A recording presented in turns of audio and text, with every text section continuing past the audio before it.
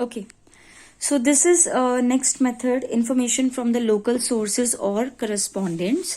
तो इसके अंदर बेसिकली क्या इन्फॉर्मेशन आएगा कि इस मेथड के अंदर इन्वेस्टिगेटर क्या करता है, अपॉइंट करता है लोकल पर्सन्स को.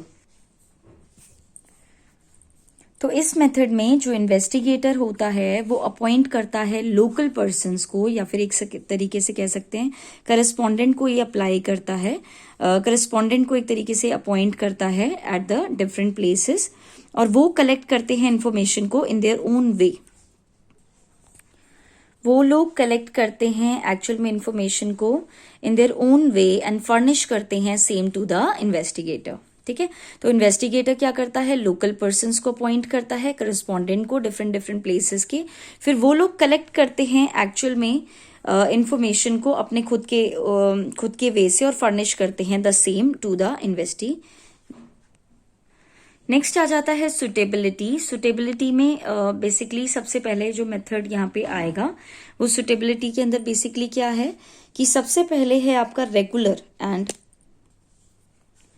सबसे पहले रेगुलरिटी में आएगा, दैट इज सुटेबिलिटी में आएगा रेगुलर एंड कॉन्टिन्यूअस इन्फॉर्मेशन आपको नीडेड होती है. इसके लिए एरिया ऑफ इन्वेस्टिगेशन लार्ज होता है तभी आपको लोकल सोर्सेज लोकल पर्सन्स को पॉइंट करना पड़ रहा है. Information is used by the journal, magazines, radio, TV ऐसे में यूज किया जाता है, और एक हाई डिग्री ऑफ एक्यूरेसी हो इन्फॉर्मेशन की ये रिक्वायर्ड नहीं है.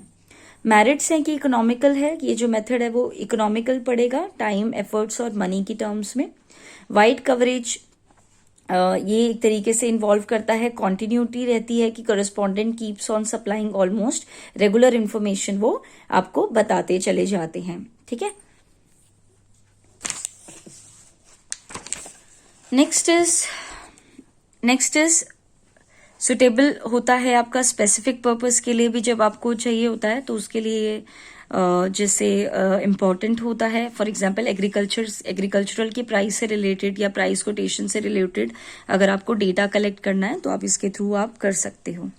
डीमेरिट्स हैं सबसे पहले लॉस ऑफ ओरिजिनलिटी, क्योंकि डेटा लोकल जो रिस्पोंडेंट है उनके थ्रू स्टडी किया जा रहा है और एक पर्सनल कांटेक्ट नहीं है विद रिस्पोंडेंट के साथ, तो ऐसे केस में आपका लॉस हो जाता है ओरिजिनलिटी का. नेक्स्ट आ जाता है आपका लैक ऑफ यूनिफॉर्मिटी, कि लॉस हो जाता है ओरिजिनलिटी का. देन आ जाता है आपका लैक ऑफ यूनिफॉर्मिटी. इसके अंदर बेसिकली क्या होता है, एक लैक ऑफ यूनिफॉर्मिटी होता है डेटा का, क्योंकि डेटा को कलेक्ट किया जाता है बहुत, सो द लॉस हो जाता है ओरिजिनलिटी का, लैक हो जाता है यूनिफॉर्मिटी का. पर्सनल बाइस भी हो सकता है करस्पॉन्डेंट्स का, लेस एक्यूरेट होता है और डिले हो जाता है कलेक्शन करने में. नेक्स्ट मेथड आ जाता है आपका information through questionnaire and the schedule. ऐसे केस में इन्वेस्टिगेटर क्या करता है, क्वेश्चन पेपर बनाता है, क्वेश्चनियर बनाता है. ठीक है. कीपिंग इन व्यू कि वो जो इंक्वायरी करना चाह रहा है उसका ऑब्जेक्टिव क्या है. ठीक है. और दो इसके वेज होते हैं कलेक्ट करने के लिए इन्फॉर्मेशन को on the basis of the questionnaire. एक होता है आपका मेलिंग मेथड. ठीक है, मेलिंग क्वेश्चनियर सर्वे, और एक होता है एन्यूमरेटर मेथड. ठीक है.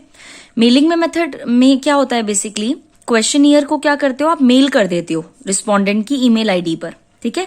एक लेटर आप अटैच कर देते हो क्वेश्चनियर के साथ, उसमें पर्पस लिख देते हो इंक्वायरी का कि जो भी आप सर्वे कर रहे हो वो क्यों कर रहे हो. और इट इज ऑल्सो एश्योर्ड कि जो इन्फॉर्मेशन है वो इस इन्फॉर्मेशन को भाई आपको भी एश्योरिटी देनी है कि आपकी इन्फॉर्मेशन कोई भी लीक एज सच नहीं होगी, that should be kept secret and confidential. एक रिस्पोंडेंट नोट करता है आंसर्स को अगेंस्ट द क्वेश्चंस, यानी कि क्वेश्चंस के अगेंस्ट वो आंसर लिखता है और क्वेश्चनियर को कंप्लीट करके इन्वेस्टिगेटर को वापस कर देता है. सुटेबिलिटी क्या है, ये तब यूज होता है जब एरिया ऑफ स्टडी वाइड है, तभी आप क्वेश्चनियर को मेल कर रहे हो, एक तरीके से अटैच करके दे रहे हैं. रिस्पोंडेंट एजुकेटेड है तभी वो क्वेश्चनियर का इस्तेमाल या फिर क्वेश्चनियर को फिल करके आंसर्स उसके वापस कर पाएगा. मेरिट्स है कि इकोनॉमिकल है, क्योंकि आपको ज्यादा कुछ काम तो करना नहीं है, इसमें मनी और एफर्ट्स का इतना नहीं आएगा. ये ओरिजिनल है डेटा आपका. ठीक है, क्योंकि रिस्पोंडेंट भेज रहा है, आप तक मिल रहा है, किसी और पर्सन तक तो जा नहीं रहा, तो आपका ओरिजिनल है, वाइड एरिया को ये कवर अप करता है। डीमेरिट्स है, लैक हो जाता है इंटरेस्ट की। कई बार जैसे मेरी भी मेल, आपकी भी, अगर मैं आपको भी मेल करूं या मेरी मेल आईडी पे कुछ भी आया हुआ है तो अब मेरा जब मन करेगा मैं तभी फिल करूंगी, हो सकता है मैं ना भी करूं, तो लैक ऑफ इंटरेस्ट हो जाता है। लैक ऑफ फ्लेक्सिबिलिटी भी है कि क्वेश्चनियर को आपको when the questions are not properly replied, तो ऐसे केस में आप चेंज भी नहीं कर सकते कोई भी इंफॉर्मेशन को। लिमिटेड यूज है इसका, ठीक है, क्योंकि क्वेश्चनियर सिर्फ एजुकेटेड रिस्पोंडेंट फिल कर सकता है, जो अनएजुकेटेड है वो तो फिल ही नहीं कर सकता। बाइसनेस कई बार हो जाती है, लेस एक्यूरेट है क्योंकि conclusion based on such investigation सिर्फ लिमिटेड एक्यूरेसी देता है। कुछ लोग तो ऐसे ही फॉर्म भर देते हैं बिना सोचे समझे। नेक्स्ट मेथड आ जाता है आपका एन्यूमरेटर मेथड। इस मेथड के अंदर क्वेश्चनियर को आप प्रिपेयर करते हो according to the purpose of inquiry. Enumerator इसमें खुद से अप्रोच करता है रिस्पोंडेंट को विद द क्वेश्चनियर। क्वेश्चनियर वो जो है वो फिल करता है enumerator themselves by putting the question are called schedules, ठीक है। अब देखो इस मेथड के अंदर बेसिकली क्या होता है, फॉर एग्जाम्पल मेरे को किसी पर्सन से डेटा कलेक्ट करना है, ठीक है, लेकिन अब मैं क्या करूंगी, एक एन्यूमरेटर, एक होता है शेड्यूल। शेड्यूल का मतलब क्या होता है कि फॉर एग्जाम्पल आप किसी विलेज में गए, ठीक है। अब विलेज वाले लोगों को अगर मैं एक क्वेश्चन पेपर दे दूंगी तो उनको नहीं पता कि उनको अपना नाम तक कैसे लिखना है, ठीक है, क्योंकि उनको साइन भी करने नहीं आते, क्योंकि साइन भी वो अंगूठा मतलब ऐसे करके अंगूठे से ही वो स्टैम्प वाला जो है वो करते हैं, अंगूठा लगाते हैं, क्योंकि उनको नहीं आता है ना, वो एजुकेटेड नहीं है। तो ऐसे केस में जब आपकी पॉपुलेशन एजुकेटेड नहीं होती ना, तो आप क्या करते हो, आप खुद से रखते हो एक क्वेश्चन पेपर, आप उनके पास जाते हो, आप उनसे पूछते हो कि आपका नाम क्या है, उन्हीं की भाषा में आप पूछते हो। तो जैसे जैसे वो बताते चले जाते हैं आप उस इंफॉर्मेशन को अपनी ही लैंग्वेज में उस क्वेश्चन पेपर के सॉल्यूशन में लिखते चले जाते हो, ठीक है। तो ये सारी चीजें हो जाती हैं। तो ऐसे मेथड को हम लोग क्या बोलते हैं, एन्यूमरेटर मेथड, ठीक है। आप उनसे नहीं लिखवा रहे हो, आप उनको क्वेश्चन पेपर नहीं दे रहे कि आप आंसर कि वो लोग आंसर लिख रहे हैं, नो, आप उनसे क्वेश्चन पूछ रहे हो, वो लोग जवाब दे रहे हैं और उसी जवाब को आप अपनी लैंग्वेज में उस क्वेश्चन पेपर का सॉल्यूशन उसको लिख रहे हैं, ठीक है। ऐसे मेथड को हम लोग क्या बोलते हैं, एन्यूमरेटर मेथड। और ऐसे केस में एन्यूमरेटर जो खुद से फिल करता है ना, उस खुद से जो ये कह रखा है ना, questionnaire which are filled by the enumerator themselves by putting the question, उसको हम लोग क्या बोलते हैं, शेड्यूल बोलते हैं। क्या बोलते हैं, शेड्यूल बोलते हैं, ठीक है। जैसे फॉर एग्जाम्पल अगर मैं आपसे बोलूं कि फॉर एग्जाम्पल कोई हैंडीकैप है, ठीक है, और वो बोर्ड का पेपर देने गया, लेकिन वो हैंडीकैप है तो वो लिख नहीं सकता, तो बोर्ड क्या करेगा, उसको ना एक गर्ल या एक बॉय मतलब को वो एक तरीके से पूछेगा, ठीक है। तो उस बच्चे का पूरा पेपर कोई और लिखेगा, तो लेकिन वो कैसे लिखेगा, लेकिन जवाब कौन देगा, जो भी चीजें लिखनी है उसका जवाब कौन देगा, वही हैंडीकैप वाला पर्सन देगा, लेकिन एक्चुअल में पेपर लिख कौन रहा है, कोई और, ठीक है। तो जो भी वो आंसर बोलता चला जाएगा, सामने वाला लिखता चला जाएगा, इसी को ही एक तरीके से हम लोग शेड्यूल बोल सकते हैं। एन्यूमरेटर वो पर्सन्स होते हैं जो इन्वेस्टिगेटर को हेल्प करते हैं डेटा को कलेक्ट करने में, और इवन एन्यूमरेटर को ट्रेनिंग भी दी जाती है कि किस तरीके से शेड्यूल्स को फिल करना है, किस तरीके से क्वेश्चंस को इतना इंटेलिजेंटली पूछना है कि सामने वाला जवाब दे दे, ठीक है। नेक्स्ट आ जाता है सुटेबिलिटी। ये तभी पॉसिबल है जब area field of investigation large है। इन्वेस्टिगेशन जो होता है वो स्पेशलाइज्ड और स्किल्ड इन्वेस्टिगेटर्स को रिक्वायर्ड।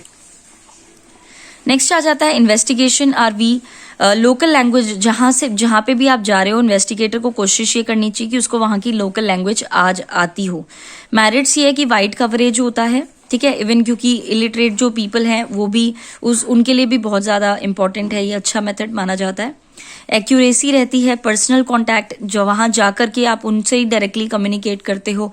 इम्पार्शियल है आपका, कंप्लीटनेस है क्योंकि शेड्यूल्स में आप खुद से क्वेश्चन पूछ रहे हो और जवाब लिख रहे हो, तो आप उनसे सारे ही क्वेश्चंस पूछेंगे। डीमेरिट्स है कि एक्सपेंसिव थोड़ा पड़ता है क्योंकि आपको ट्रेनिंग देनी पड़ती है इन्वेस्टिगेटर्स को, तो पूरा कॉस्ट इसमें ज्यादा लगता है। नेक्स्ट आ जाता है अवेलेबिलिटी करना होना। एन्यूमरेटर होने भी तो चाहिए, वो पर्सन्स होने भी तो चाहिए ना जो इन्फॉर्मेशन को कलेक्ट कर सकें। थोड़ा टाइम लगता है, ट्रेनिंग करानी पड़ती है, पूरा उनको प्रोसेस समझाना पड़ता है इन्वेस्टिगेटर को। प्राइवेट इन्वेस्टिगेशन के लिए बिल्कुल भी सुटेबल नहीं है। दूसरी बात, ये जो मेथड है उसको जनरली गवर्नमेंट के इंस्टीट्यूशंस में अडॉप्ट किया जाता है। थोड़ा सा पार्शियल हो सकता है क्योंकि अगर एन्यूमरेटर बाइज्ड है तो डेटा आपका एक्यूरेट नहीं होगा।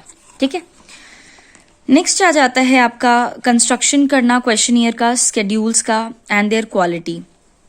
तो इसमें सबसे पहला मेथड आ जाता है, पहली बात तो यहां पे लिख भी रखा है कि इन क्वेश्चनियर्स द एंटायर इंफॉर्मेशन को रिकॉर्डेड किया जाता है रिस्पोंडेंट के द्वारा देमसेल्व्स। ठीक है, शेड्यूल्स में on the other hand information को सप्लाइड किया जाता है by the respondent recorded by the enumerator. तो क्वेश्चनियर में तो एंटायर इंफॉर्मेशन रिस्पोंडेंट खुद से फिल करेगा, लेकिन शेड्यूल्स में क्वेश्चनियर के जो भी आंसर्स होंगे वो एन्यूमरेटर फिल करेगा। ये आपके 1 मार्क्स वाले क्वेश्चंस में भी आता है कि क्वेश्चनियर कौन फिल करता है, रिस्पोंडेंट, और यहाँ शेड्यूल कौन इंफॉर्मेशन मतलब को कौन रिकॉर्ड करता है, एन्यूमरेटर। नेक्स्ट आ जाता है इंपॉर्टेंट की क्वालिटीज क्या क्या है क्विट क्वेश्चनियर की। सबसे पहला है कि लिमिटेड नंबर ऑफ क्वेश्चंस होने चाहिए ताकि सामने वाला भी बोर ना हो फिल करते समय। क्वेश्चनियर की जो लैंग्वेज है वो बिल्कुल सिंपल क्लियर होनी चाहिए, मैथमेटिकल कोई भी क्वेश्चंस नहीं हो, क्वेश्चन ज्यादा लेंदी भी नहीं होने चाहिए और ज्यादा छोटे भी नहीं, मतलब ठीक ठीक होने चाहिए। प्रॉपर ऑर्डर होना चाहिए, क्वेश्चन नंबर 1 2 3 मतलब प्रॉपर ऑर्डर होना चाहिए। कोई फालतू का कोई क्वेश्चन नहीं होना चाहिए, जो कोई अनडिजायरेबल क्वेश्चन नहीं होना चाहिए। ऐसा कोई भी क्वेश्चन नहीं होना चाहिए जो कंट्रोवर्सीज को बिल्डअप कर दे। कैलकुलेशन कोशिश करें कि अवॉइड करें। प्री टेस्टिंग पायलट सर्वे होनी चाहिए कि सम क्वेश्चन को आपको रिस्पोंडेंट से पूछ लेना चाहिए सिर्फ एक ट्रायल बेसिस पर। ठीक है, अगर उनके आंसर्स जो वो इन्वॉल्व करते हैं, अगर वो डिफिकल्टी लग रहे हैं आपको कि सामने वाला जवाब नहीं दे पा रहा, तो उसको रीफ्रेम कर दो। ठीक है, अगर आपको लग रहा है कि सामने वाला जवाब नहीं दे पा रहा, आपके क्वेश्चन टफ है, तो आप उसकी लैंग्वेज को, उस क्वेश्चन को थोड़ा सा अलग से रीफ्रेम कर दो उसको। तो ऐसी टेस्टिंग को हम लोग पायलट सर्वे भी बोलते हैं। पायलट सर्वे का भी क्वेश्चन आता ही आता है पेपर में। इंस्ट्रक्शनल होनी चाहिए कि क्वेश्चन पेपर, जैसे हम लोग आपका क्वेश्चन पेपर जब बनाते हैं तो ऊपर इंस्ट्रक्शंस लिखे होते हैं ना कि ऑल क्वेश्चंस आर कंपल्सरी, और इस तरीके से इंस्ट्रक्शंस देते हैं हम लोग कि ईच क्वेश्चन कैरीज 1 मार्क्स या ईच क्वेश्चन कैरीज 3 मार्क्स, इस तरीके से इंस्ट्रक्शंस होनी चाहिए। क्रॉस वेरिफिकेशन हो जाना चाहिए क्वेश्चंस का, और रिक्वेस्ट फॉर द रिटर्न की एक रिक्वेस्ट उनको मेड करनी चाहिए कि जैसे ही क्वेश्चन पेपर आप फिलअप कर दोगे तो आप उसको रिटर्न कर दें और आपकी इंफॉर्मेशन को कॉन्फिडेंशियल रखा जाएगा। नेक्स्ट आ जाता है आपका टाइप ऑफ क्वेश्चंस। इसमें अलग अलग क्वेश्चंस आ जाते हैं। एक आ जाता है सिंपल ऑल्टरनेटिव क्वेश्चंस, क्वेश्चन जिनको आंसर किया जाता है yes, no, right, wrong, good, bad, इस तरीके से। जो ये सिंपल ऑल्टरनेटिव क्वेश्चंस होते हैं कि यस नहीं तो रॉन्ग, नो राइट नहीं तो रॉन्ग। ठीक है, यहाँ पे जैसे बता रखा है do you have a car, yes और नो, इस तरीके से ट्रू और फॉल्स। नेक्स्ट टाइप के क्वेश्चंस होते हैं एमसीक्यूज टाइप क्वेश्चंस होते हैं, जहां पे देयर आर वेरियस पॉसिबिलिटीज रहती है। आप अलग अलग ऑप्शंस देते हो, लगभग 4 ऑप्शंस देते हो और आपको सही वाले पर टिक मार्क करना पड़ता है। इस तरीके से ऑप्शन भी दे रखा है। देखो, what is the mode of conveyance from home to college, by foot या ऑन फुट जाते हो। जैसे आपके स्कूल में भी है ना कि कुछ बच्चे सेल्फ वाले हैं, कुछ बच्चे साइकिल वाले हैं, कुछ बच्चे बस वाले हैं, इस तरीके से। थर्ड आ जाता है टाइप स्पेसिफिक इंफॉर्मेशन क्वेश्चन, कि आप इससे सिर्फ स्पेसिफिक क्वेश्चन एक तरीके से इंफॉर्मेशन ही पूछ सकते हो कि in which class do you read, how much pocket allowances do you get. तो स्पेसिफिक क्वेश्चंस हैं। एक होता है ओपन एंडेड क्वेश्चंस, जो सबके लिए एक तरीके से फ्री होते हैं कि वो अपने खुद के व्यूज को एक तरीके से बता सकते हैं। जैसे बता रखा है how can price in India be control, कि आप प्राइस अगर इंडिया का कंट्रोल में लेके आना है तो कैसे लेके आ सकते हैं। तो एक जनरल क्वेश्चंस होते हैं कि आपको बोला जाता है कि मतलब कि आप अपनी राय दीजिए स्पेसिफिक इश्यूज पर। ठीक है, ये इस तरीके से देखो एग्जाम्पल भी दे रखा है, ये आप एक बार देख लीजिएगा। नेक्स्ट लास्ट आ जाता है आपका टेलीफोनिक इंटरव्यूज, डायरेक्ट हो चुका, इनडायरेक्ट हो चुका, क्वेश्चनियर, शेड्यूल, मेलिंग सब हो चुका है, एन्यूमरेटर मेथड हो चुका है। लास्ट आ जाता है आपका टेलीफोनिक इंटरव्यूज। इस according to this mode of data collection, investigator seek करता है desired information from the respondent, लेकिन फोन पे वो पूछते हैं टेलीफोनिकली। मैरिट्स में क्या क्या आ जाते हैं इसके अंदर, कि एक तो डेटा ओरिजिनल रहता है, एक्यूरेट, रिलायबल, और ये एक एडवांटेज को ऐड कर देते हैं बेसिकली। चीपर थोड़ा ये पड़ता है, सेव करता है, पर्सनल एम्बेरसमेंट भी ऐसे कोई खास इसमें होती नहीं है। नेक्स्ट है आपका पर्सनल बाइस कई बार हो जाती है। लिमिटेड एक्सेस है इसके अंदर, basically poor section of society या फिर जहां पे नेटवर्क की प्रॉब्लम है वहां पे एक्सेस नहीं कर सकता। नेक्स्ट ये देख लीजिए, principal steps in planning of the field survey, कि जब आप प्लान करते हो फील्ड सर्वे को तब आपको कौन कौन सी बातों का ध्यान रखना चाहिए या स्टेप्स क्या क्या फॉलो करोगे। सबसे पहले है कि आपको क्वेश्चनियर को जो आप डिजाइन करोगे वो बहुत ही केयर के साथ करना चाहिए आपको, कि क्वेश्चन जो रियर हो वो ज्यादा लेंदी भी नहीं हो, सिंपल शॉर्ट क्वेश्चंस हो। क्रॉस चेक कीजिए आप क्वेश्चंस को, और कोई कैलकुलेशन वर्क नहीं होना चाहिए। दूसरी बात, डिसाइड करें मोड ऑफ इंक्वायरी को, कि आप डायरेक्ट पर्सनल इन्वेस्टिगेशन करेंगे या इंटरव्यू या क्या करेंगे आप, ठीक है। दूसरी बात, एक प्रॉपर ट्रेनिंग प्रोग्राम दी जाए एन्यूमरेटर को, क्योंकि फिल तो एक्चुअल में उन्होंने ही करवाना है, ठीक है, तो प्रॉपर उनको ट्रेनिंग दी जाए। और दूसरी बात, क्वेश्चनियर को फाइनली देने से पहले आप एक पायलट सर्वे कंडक्ट कराओ और प्रीलिमिनरी इन्वेस्टिगेशन। मैंने आपको बताया भी था कि पायलट सर्वे क्वेश्चन पेपर में आता है, ठीक है। तो पायलट सर्वे है क्या, देखो यहाँ पे बहुत ही अच्छी तरीके से एक्सप्लेन किया गया है, that it refers to a try out survey, जो कि कवर करता है एक small sample of the universe of the study. और ये एक तरीके से प्री टेस्टिंग बोलते हैं उसको क्वेश्चनियर की। It is a sort of pre testing of your questionnaire, और ये हेल्प करता है क्वालिटी को एक्सेस करने में क्वेश्चनियर की। द वे रिस्पोंडेंट जो रिस्पॉन्ड करेंगे to the set of question according to you are able to know in advance. इससे आपको पता लग जाएगा कि आपके जो क्वेश्चनियर आपने बनाया है उसमें क्या क्या शॉर्टकमिंग्स या फिर कमियां हैं, ड्रॉबैक्स हैं। जो भी आपको कमियां लगेंगी फिर रिक्वायर्ड चेंजेस आप उसमें इंट्रोड्यूस कर दीजिए before you are set to go for the final survey. Pilot survey help करता है क्वालिटी और सुटेबिलिटी ऑफ क्वेश्चनियर के एक्सेस करने में, परफॉर्मेंस ऑफ एन्यूमरेटर को एक्सेस करने में, डिजाइन करने में सेट ऑफ इंस्ट्रक्शंस को एक्सेस करने में, cost and time involve in the final survey. दूसरी बात है कि क्या क्या मेन सोर्सेज होते हैं एरर्स के in the collection of data. तो एक तो आता है एरर्स हो सकते हैं मेजरमेंट से रिलेटेड ऑफ द ऑब्जेक्ट्स, जो कि आप अकर करेगा, जैसे कि स्केल ऑफ मेजरमेंट, जैसे कि डिफरेंट एन्यूमरेटर्स की डिफरेंट ओपिनियंस हो सकते हैं या डिफरेंट डिग्रीज हो सकती है अप्रोक्सीमेशंस की। दूसरी बात, एरर्स तब भी अकर कर सकते हैं जब रॉन्ग रिस्पॉन्सेस आ जाएं, ठीक है। एरर्स तब भी अकर्स कर सकते हैं जब रिस्पॉन्सेस आए ही ना। एक होता है आपने गलत फिल किया है, एक होता है आपने फिल ही नहीं किया, तो तब भी एरर्स आपके हो सकते हैं। दूसरी बात, हो सकता है कि मिसकैलकुलेशन हो गई हो, कोई अर्थमेटिकल एरर हो गया हो, या कोई भी कम्युनिकेशन गैप की वजह से भी रिकॉर्डिंग में लैक ऑफ रिकॉर्डिंग हो जाती है किसकी, इंफॉर्मेशन की।